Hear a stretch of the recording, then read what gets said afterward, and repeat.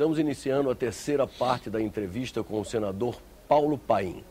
Senador, o Estatuto dos Deficientes foi aprovado no Senado e está na Câmara. O senhor tem esperança? Como é que o senhor vê? Quer dizer, o que é que está bloqueando a votação dessa lei na Câmara dos Deputados? Esse projeto, nós estamos debatendo ele há mais de 10 anos. O senador Flávio Arnes, que agora se elegeu vice-governador do estado do Paraná, foi o relator e fez um belo trabalho. Eu lamento que a gente não tenha conseguido ainda aprová-lo. Tenho muita expectativa que agora, em 2011, no dia 21 de setembro, que é o Dia Nacional da Pessoa com Deficiência, projeto também de nossa autoria, casualmente, a gente possa promulgá-lo, né? O Estatuto ele tem quase 300 artigos. Ele compila o que há de melhor em políticas públicas para a pessoa com deficiência no Brasil e no mundo. Porque ele foi construído, a redação final, à luz da Convenção Internacional. Mas sempre tem um ou outro, como eu vi recentemente um juiz dizendo, não, mas a terminologia usada no artigo tal não é a mais adequada. E às vezes eu digo, então vamos mudar a terminologia, não dá problema nenhum, vamos mudar e vamos aprovar. Então me parece que aqueles que criam dificuldades para o Estatuto não entenderam ainda, e eu quero aqui me colocar dessa forma com eles, né?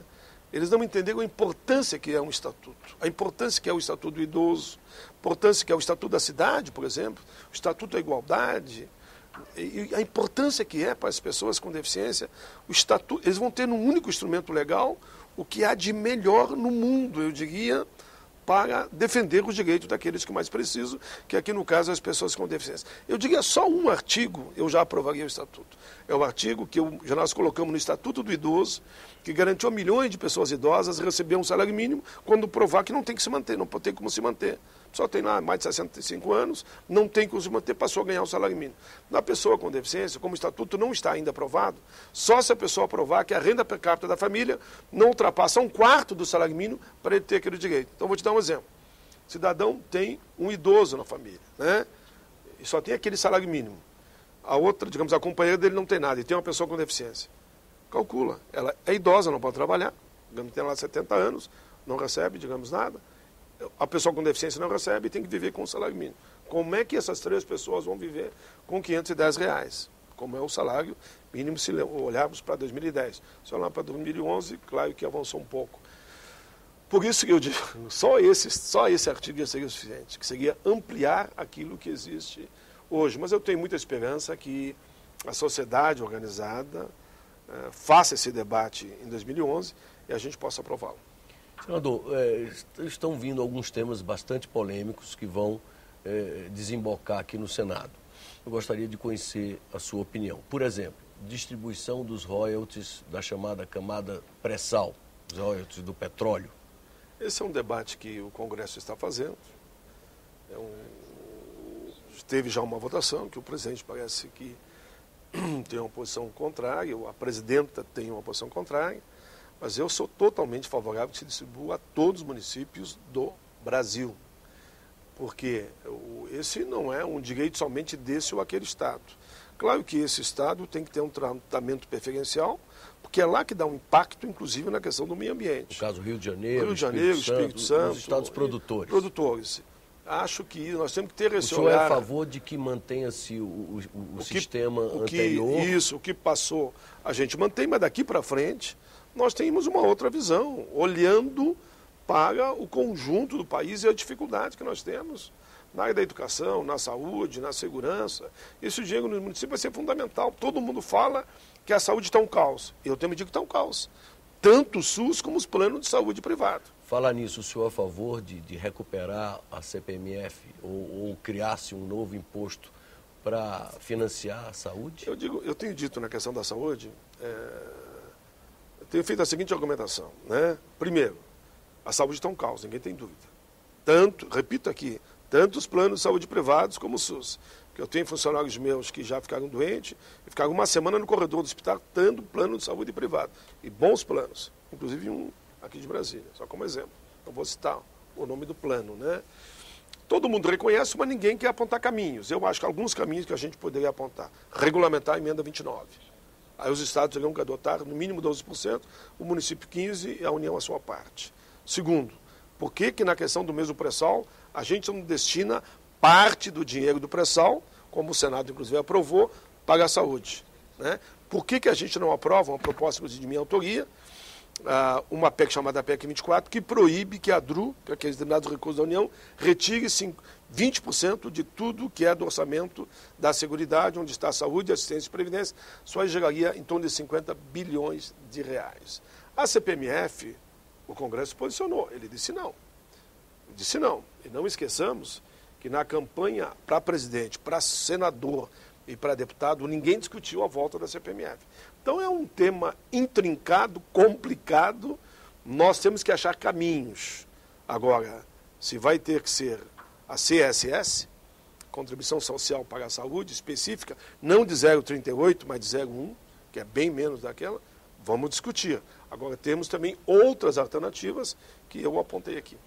Código Florestal, o senhor vai votar a favor do relatório do substitutivo apresentado pelo deputado Aldo Rebelo, que tem provocado tanta celeuma na Câmara e que tem provocado a oposição dos ambientalistas em geral? Olha, eu tenho muito respeito pelo meu amigo Aldo e com certeza nós vamos ouvi-lo. Né? O Aldo é um grande parlamentar, comprometido com a sociedade brasileira e com a questão ambiental no Brasil e no mundo. Então nós vamos dialogar muito sobre o tema. Eu tenho visto alguns ambientalistas contra, tenho visto outros setores da sociedade a favor. Eu diria que no momento é muito diálogo, muita conversa para construirmos entendimento, quem sabe aqui no Senado, votando com algumas alterações. Fim da reeleição para os cargos executivos. Quando a reforma política chegar aqui, como é que o senhor vai se posicionar sobre essa questão? Olha, eu te confesso que eu sou simpático. Por que eu sou simpático? Ninguém tem dúvida que a máquina é usada para quem está no cargo. Ou alguém tem dúvida quanto a isso? Eu era sindicalista. Vou dar o meu exemplo, inclusive. Quando eu estava no sindicato, vai dizer que você não usa a máquina. Usa. Né? Então é natural que, infelizmente, o Instituto da Reeleição ela dá uma força muito grande para quem está no exercício do cargo. Não é uma questão discutida e fechada ainda no PT, é um debate que nós faremos, mas eu te confesso que eu, particularmente, acho que a alternância no poder não significa que o projeto que está correto possa continuar, mas do nome de pessoas eu acho simpático, viu? Eu acho simpático. Financiamento público. Ninguém deve se internizar nesse ou naquele cargo. Estamos me referindo às pessoas. Se o partido está bem, se a coligação está fazendo bem para o país, enfim, muda o nome, né? Mas pode continuar com a mesma administração. Financiamento público de campanha, sou totalmente favorável.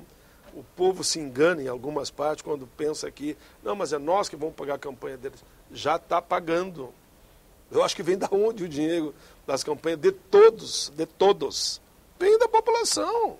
Só que uns fazem, eu sei de campanhas que gastaram para se eleger de 30 milhões de reais para senador ou de 20 milhões para deputado federal.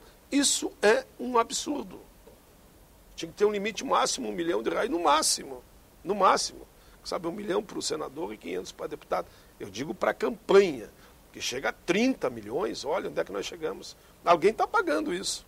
Vai sair de algum lugar. Então a melhor forma seria o financiamento público de campanha para evitar os abusos do poder econômico. Senão dá com os tempos, desde vereador a presidente da República, só vai ser eleito quem tiver muito bem com o setor econômico mais forte, né? Ou seja, bem financeiramente. Não é isso que nós queremos. Nós queremos na política que vença as ideias, as propostas. Eu sempre digo que eu lamento que muitas vezes,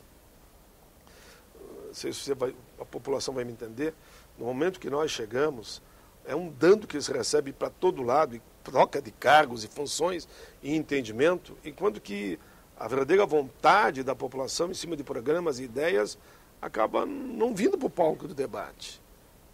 É quem vai para cá, quem vai para lá, quem fica aqui. Eu digo isso nos 3 poderes já, né? Não estou fazendo crítica individual. E eu não consigo participar disso. Alguém me pergunta, mas como é que tu não tem cargo aqui, ali? porque eu não consigo participar desse debate, que eu acho que é um debate falso.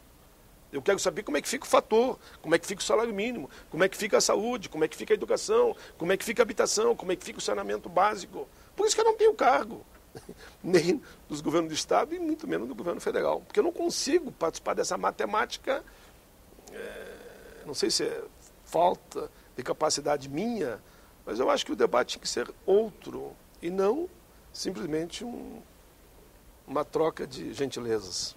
Senador, eu queria lhe agradecer a oportunidade dessa entrevista e lhe desejar... Posso ainda fazer uma colocação só? Não, que eu acho que é importante. Agora, nós temos que trabalhar muito aqui para acabar com o voto secreto. Eu acho que o homem público não pode votar secretamente. Obrigado, senador. Eu agradeço, Amaro.